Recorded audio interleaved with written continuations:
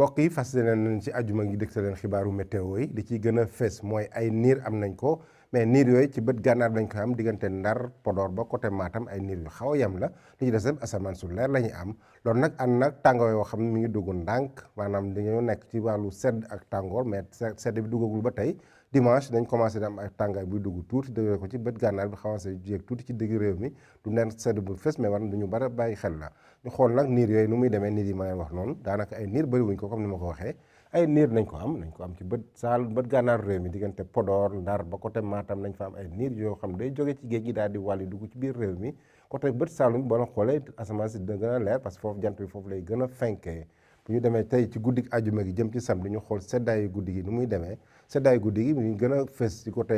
Ziguinchor Sédhiou ba Kolda foofu fukki degré ak juróom lay am mooy gën a sedd dina yokk tuuti bu ñu demee ba ci penku bi foofu mooy gën a tàng sax Kédougou na am ñaar fukki degré benn diggante bët Saalum bi ci côté Casamance bi ak Kédougou foofu am na juróom benn degré yu leen wóotale bu ñu demee ba ci digg réew mi Ndakaaru na am fukki degré juróom ñeent foofu mooy xaw a tane tuuti par rapport ak démb parce que démb ñaar fukki degré benn nañu amoon ci guddi gi ñaar fukki degré juróom ak fukki degré juróom benn ñu am ko ci gox-goxaan yu bëri ñaar fukki degré ñu am ko Kaolack bu ñu demee ba ci bët Saalum bi fukki degré juróom ñaar la ñuy am sedd bi na fees dool Podor na am fukki degré juróom foofu tamit Linguère fukki degré juróom ñett Matam fukki degré juróom ñett Bakel fukki degré juróom ñett bu ñu xoolee ba ci bëccëg bi ñu xool bëccëgu samedi bi nu muy demee tàngaay daanaka duñ ko am Ndakaaru na xaw a feex tuuti parce que ñaar fukki degré juróom ñett rek lay am bët digg réew mi na commencé am fanweeri degré juróom ci gox-goxaan yu bëri lu mel ni Louga Diourbel ba côté Kaffrine mais raw gàddu gi dañ ko am fële ci Tambacounda ak Kédougou mu am fanweeri degré juróom ñett fanweeri degré juróom benn ñu am ko Matam fanweeri degré juróom ñu am ko fële ci Bakel ci côté bët gànnaar côté Mauritanie maanaam diggante Podor ak ba côté Dagana ak Ndar foofu fanweeri degré ñett la ñu am Ndar